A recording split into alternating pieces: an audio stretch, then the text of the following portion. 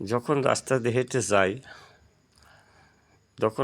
হেঁটে যাই অনেক লোকের সাথে একটা দেখা হলে কি হয়, ওই লোকটার কে কোন রূপের জ্ঞান তার ভিতরে থেকে আসে, তার ভিতরে কতটুক মহব্বত আছে, কতটুকু সুঘ্রাণ আছে, কতটুকু কুঘ্রাণ আছে, তার সাথে সাক্ষাৎই কিছুটা অনুভব করা যায়। যেরকম একজন গুরু ভাইয়ের সাথে যদি দেখা হয়, তাইলে ও একটা গুরু ভাইয়ের সাথে তার মুর্শিদের জ্ঞান আসে, তার পীরের জ্ঞান আসে। কাজী ওই গুরু ভাইয়ের সাথে কথাবার্তা আদবের সহিত বলা অন্তরে থেকে চলে আসে, কারণ ভিতরে তার মুর্শিদের রহমত আছে, মুর্শিদের জ্ঞান আছে। আর একজন আলেমুলার সাথে যদি দেখা হয়, তাইলে তার সাথে একটা জ্ঞান আছে, শরীয়তের দৃষ্টিতে তাকে সালাম দেওয়া এবং মুরব্বীদের হিসেবে তাদেরকে সালাম দেওয়া এবং তারা সালাম দিলে সালাম লওয়া, এই তৈরি জ্ঞান।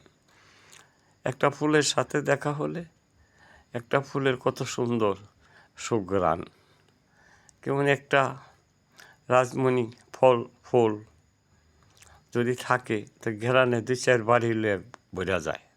ওরকম ফুলের ঘেরানে সাহস বোঝা যায় এটা কি ফুল। আবার